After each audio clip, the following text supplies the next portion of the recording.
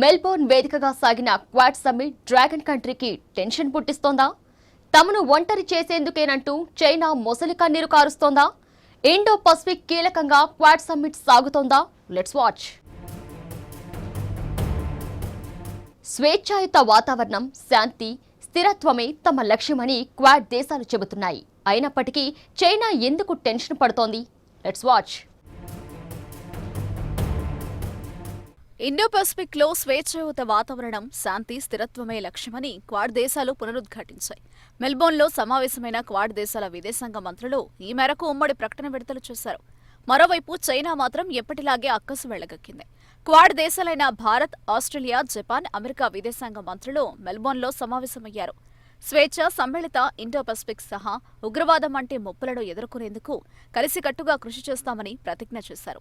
ఈ భేటీలో భారత విదేశాంగ మంత్రి ఎస్ జయశంకర్, అమెరికా విదేశాంగ మంత్రి ఆంటనీ బ్లింకన్, జపాన్ విదేశాంగ మంత్రి యోషిమాసా హయాషి, ఆస్ట్రేలియా విదేశాంగ మంత్రి మారిస్ పెన్ పాల్గొన్నారు. భేటీ అనంతరం క్వాడ్ దేశాల ఉమ్మడి ప్రకటన విడుదల చేశారు.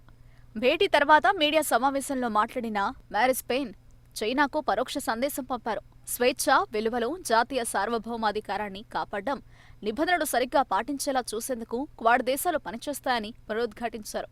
భారత విదేశాంగ మంత్రి ఎస్ జయశంకర్ క్వాడ్ దేశాల మధ్య దృఢమైన ద్వైపాక్షిక సంబంధాలు, వ్యూహాత్మక కలయికలు, భాగస్వామ్య ప్రజాస్వామ్య విలువలు అన్నీ కలిసి క్వాడ్ను శక్తివంతమైన, గణనీయమైన ఫ్రేమ్వర్క్గా మార్చాయని చెప్పారు.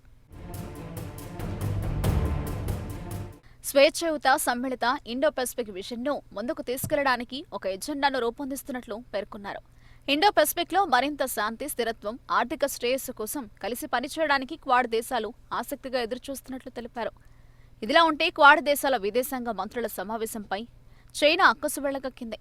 తమను నియంత్రించాలనే ఏకైక లక్ష్యంతోనే ఈ కూటమి ఏర్పాటైందని వ్యాఖ్యానించింది. దీన్ని ఓ సాధనంగా అభివర్ణించింది. ఉద్రిక్తతలో మరింత పెంచాలని చూస్తున్నారని, కానీ విఫలమయ్యారని చైనా విదేశాంగ మంత్రి జావ్ లిజియన్ అన్నారు. అయితే చైనా విస్తరణవాదం నేపథ్యంలో ఏర్పడిన కూటమి పేరే క్వాడ్రిలేటరల్ సెక్యూరిటీ డైలాగ్. చైనా ఆర్థిక బలోపేతమై ఇతర దేశాల భూభాగంలోనికి విస్తరణ కాంక్షతో దురాక్రమణలు చేస్తూ, సీమాంతర ఉగ్రవాదాన్ని ప్రేరేపిస్తూ పలు దేశాలలో శాంతియుత పాలనను చిన్నాభిన్నం చేస్తోంది. ముఖ్యంగా హిందూ పసిఫిక్ మహాసముద్రాల్లో చైనా ఆధిపత్య కాంక్షను, దురాక్రమణను నియంత్రించడానికి ఏర్పడిన కూటమి quad. America, India, Japan, Australia దేశాలు ఈ కూటమిలో సభ్య దేశాలుగా ఉన్నాయి. క్వాడ్ కూటమి చైనా అనుసరిస్తున్న దౌత్య, సైనిక విధానాలకు వ్యతిరేకంగా పనిచేస్తోంది.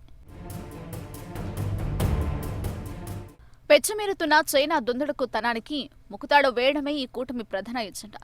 ఇందులో భాగంగా ఇటీవల మలబార్ తీరంలో జరిగిన ఉమ్మడి సైనిక విన్యాసాలతో క్వాడ్ సభ్యదేశాలు చైనా నియంత పోకడలను మూకుమ్మడిగా ఎదుర్కొంటామని సంకేతమిచ్చాయి.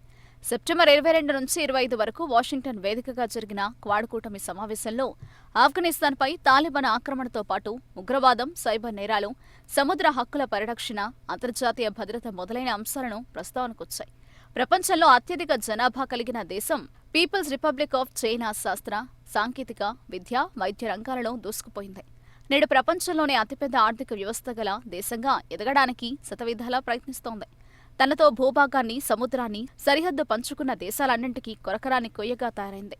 పాకిస్తాన్ వంటి దేశాలతో వర్తక, వాణిజ్య, దౌత్య సంబంధాల ద్వారా మిత్రత్వాన్ని నేర్పుతుంది. ఇటీవలి కాలంలో చైనా వ్యూహాత్మకంగా జపాన్లోని మిలిటరీ బేస్ క్యాంప్ సమీపంలో భూమిని కొనుగోలు చేసింది. ఇది జపాన్ సముద్ర మార్గానికి ప్రమాదకరం. దీనికి తోడు పాకిస్తాన్, శ్రీలంక, మాల్దీవులు, టిబెట్ లాంటి దేశాలలో చైనా నౌకాశ్రయాలను, విమానాశ్రయాలను నిర్మిస్తూ భారత్ను చుట్టూ దిగ్బంధం చేయడానికి ప్రయత్నిస్తోంది.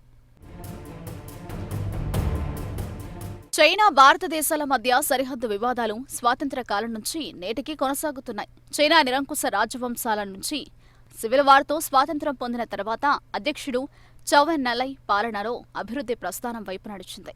1954లో అధ్యక్షుడు చౌ ఎన్ లై, భారత ప్రధాని జవహర్లాల్ నెహ్రూ మధ్య పంచశీల ఒప్పందం కుదిరింది. హిందూ, చినీ భాయ్ భాయ్ అంటూ ఇరు దేశాలు కొన్నాళ్లు స్నేహపూర్వకంగా మెలికాయి. కానీ తదనంతర కాలంలోనే చైనా భారత భూభాగాల దురాక్రమణకు పాల్పడింది. 1965లో భారత్ చైనా యుద్ధం జరిగింది. ఫలితంగా రెండు దేశాల మధ్య స్నేహపూర్వక సంబంధాలు తెగిపోయాయి. ఆసియాలోనే పెద్ద దేశాలైన భారత్, చైనా సరిహద్దు వివాదాలు నేటికి ఎడతెగక సాగుతూనే ఉన్నాయి. ఇటీవలి కాలంలో గాల్వాన్ లోయలో జరిగిన సైనిక ఘర్షణలతో రెండు దేశాల సరిహద్దు వివాదాలు మరోసారి తెరపైకొచ్చాయి. 2020 జూన్ 15న చైనాతో గాల్వాన్ లోయలో జరిగిన ఘర్షణలో సుమారు 20 మంది భారత సైనికులు వీరమరణం పొందారు.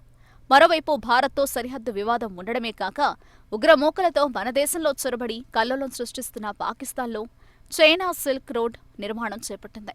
ఆ దేశంతో దోస్తీతో సరిహద్దులో ఉద్రిక్తతలకు కారణమవుతోంది.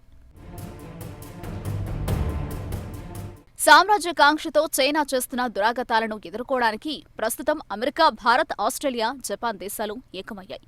భవిష్యత్తులో చైనా వ్యతిరేక దేశాలన్నీ ఒక కూటమిగా ఏర్పడతాయని రాజనీతి శాస్త్రవేత్తలు జోస్యం చెబుతున్నారు. తమను తాము కాపాడుకోవడానికి చైనాకు చెక్ పెట్టడానికి క్వాడ్ ఏర్పడిందన్నది బహిరంగ రహస్యమే. ఆర్థిక, వాణిజ్య రంగాల్లోనూ చైనా దూకుడుకు కళ్లెం వేయాలని క్వాడ్ భాగస్వామ్య దేశాలు చూస్తున్నాయి.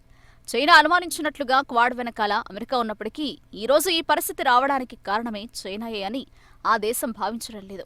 పండిట్ జవహర్లాల్ నెహ్రూ చైనాకు ఎంతో సహకారాన్ని అందించారు. తర్వాత వచ్చిన ప్రధానమంత్రులు కూడా ద్వైపాక్షిక సంబంధాలు పెరగడానికి ఎంతో కృషి చేశారు.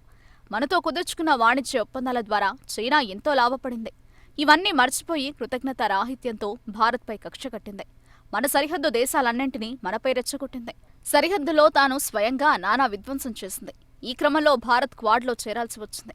చైనా కవ్వింపు చర్యలకు ధీటుగా సమాధానమిస్తూనే భారత్ అంతర్జాతీయంగా మద్దతు కూడగట్టడం, బలం పెంచుకోవడం వీటిలో ప్రధానమైనవి. క్వాడ్ కూటమికి రూపం కల్పించడంలో భారత ప్రధాని నరేంద్ర మోదీ కీలక పాత్ర పోషించారు. క్వాడ్ చైనా దుందుడుకుతనానికి చెక్ పెట్టడమే కాక ఇండో పసిఫిక్ లో స్వేచ్ఛాయుత వాతావరణానికి తోడ్పడనుంది. అయితే చైనా మాత్రం తమను ఒంటరి చేసేందుకేనని తీవ్రంగా ఆరోపిస్తోంది.